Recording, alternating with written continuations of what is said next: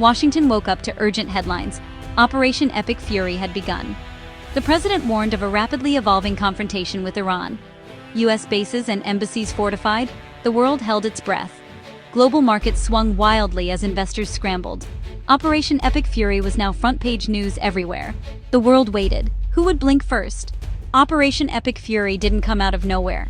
For months, intelligence picked up unusual activity in Iran. Russian advisors in Tehran, unmarked cargo planes landing near the Caspian. The U.S. quietly moved assets into the Gulf, waiting for a spark. Iran was ready. The Revolutionary Guard mobilized, ballistic missiles rolled out, and drone squadrons took up positions. This was more than a military operation. It was a global chess match with real lives at stake. In the first days of Operation Epic Fury, Iran unleashed a barrage of ballistic missiles at U.S. positions.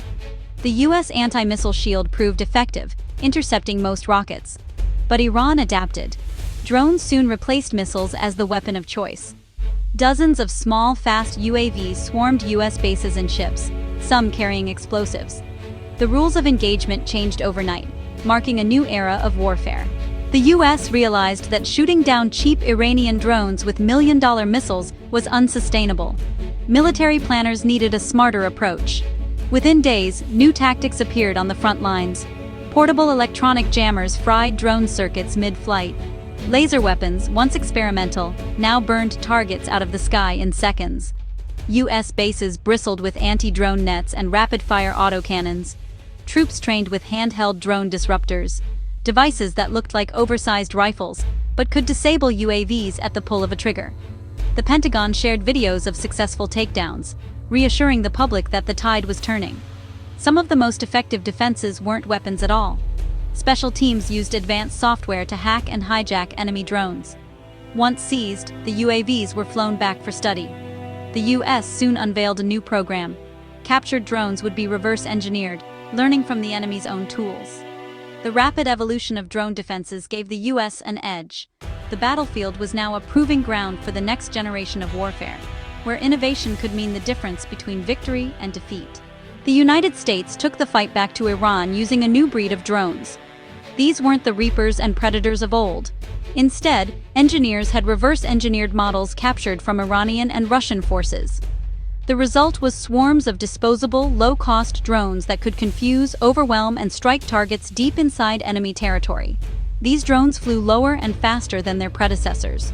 Some mimicked the flight signatures of Iranian models, fooling air defenses. Others carried small warheads, designed to destroy missile launchers and radar sites. Iranian commanders were honestly stunned to find their own technology turned against them. Reports soon surfaced of American drones swarming Iranian positions along the coast. They struck command centers, fuel depots, and even mobile launchers. Iranian air defense crews scrambled to respond, but found themselves outnumbered and outsmarted. The United States proved it could innovate under fire, matching Iran's tactics, blow for blow. This technological arms race, though, had a human cost. For every successful strike, crews on both sides risked their lives. Still, the U.S. now had a weapon that could go toe-to-toe with Iran's drone fleet and win. Neither side escaped unscathed. The skies over the Gulf became a graveyard for drones, with shattered remains washing up on distant shores. By the third week of fighting, the Pentagon admitted to losing over a dozen unmanned aerial vehicles. Some were shot down by Iranian air defenses. Others crashed after electronic attacks. Iran crowed over its successes, parading downed American drones on national television. But the cost was high for Tehran as well. Dozens of Iranian drones never made it home. Many were intercepted mid-strike or hijacked by American cyber teams. Each loss stoked the fires of propaganda on both sides. The most alarming blow came when a swarm of Iranian drones slipped past defenses and struck a U.S. radar installation in the Gulf. The attack disabled several key sensors, blinding a section of the American fleet for hours. Emergency crews scrambled to repair the damage. For a moment, the balance of power seemed to shift. This back-and-forth war of attrition showed no sign of ending. Each side pushed technology and human endurance to the breaking point. Behind the scenes, Russia played a dangerous game. American intelligence intercepted encrypted messages between Moscow and Tehran. Analysis revealed that Russian advisors were providing Iran with real-time satellite images and electronic intercepts. This intelligence helped Iran pinpoint American assets and plan attacks more effectively. Russian surveillance planes were spotted flying near conflict zones, gathering data for their Iranian allies. In some cases, Russian officers were embedded with Iranian drone teams, advising on tactics and targeting. The Pentagon publicized evidence of Russian involvement, hoping to shame Moscow into backing off. But Russia denied everything. Official statements called the claims Western propaganda. Yet the pattern was clear. Whenever Russia ramped up its support, Iranian attacks became more precise and deadly. American commanders grew increasingly frustrated, warning that Russia was pouring fuel on the fire. This shadow war in the background complicated every decision. The United States now faced not one adversary, but a well-coordinated alliance determined to challenge American power in the region. Why was Russia risking so much to help Iran? Well, analysts pointed to events in Ukraine. The United States had supplied weapons and intelligence to Ukrainian forces, inflicting heavy losses on Russian-backed troops. Now, in the Middle East, Russia saw a chance to return the favor, to tie down U.S. forces and drain American resources. Prolonging the conflict, honestly, served Moscow's interests. Every dollar spent in the Gulf was one less for Europe. Every U.S. ship or drone lost made Russia look stronger on the world stage. Some even argued that Russia wanted to test new weapons and tactics against real U.S. forces, learning lessons for future wars. Iran, for its part, welcomed the support. Russian advisors brought expertise and technology Iran simply couldn't match.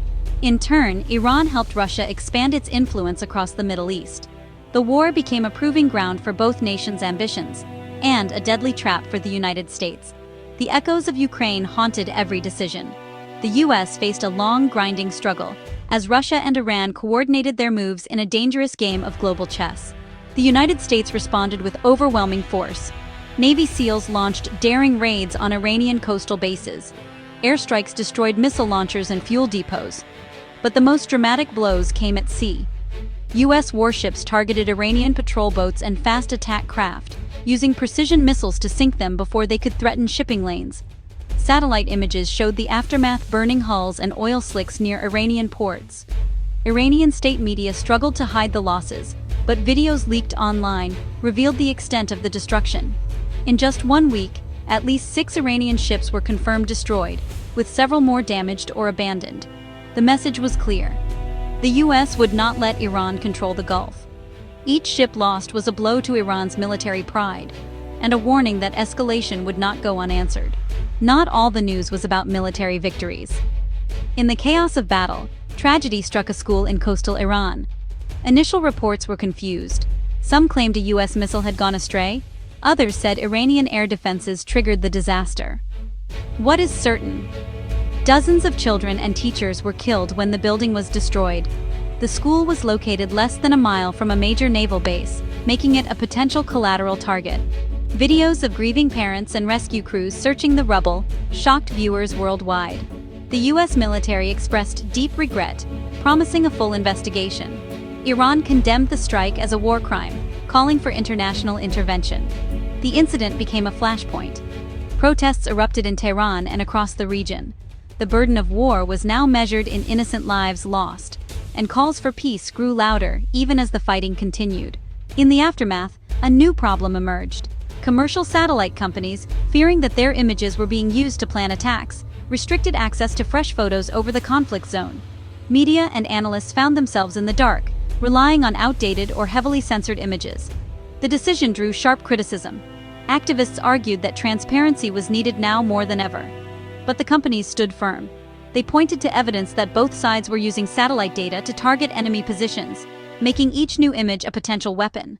The world watched, half blind, as the crisis deepened. With less information, rumors spread faster. The danger of miscalculation grew. The final lesson of Operation Epic Fury was clear. In war, even the simple act of seeing can become a weapon, and the line between defense and escalation grows ever thinner.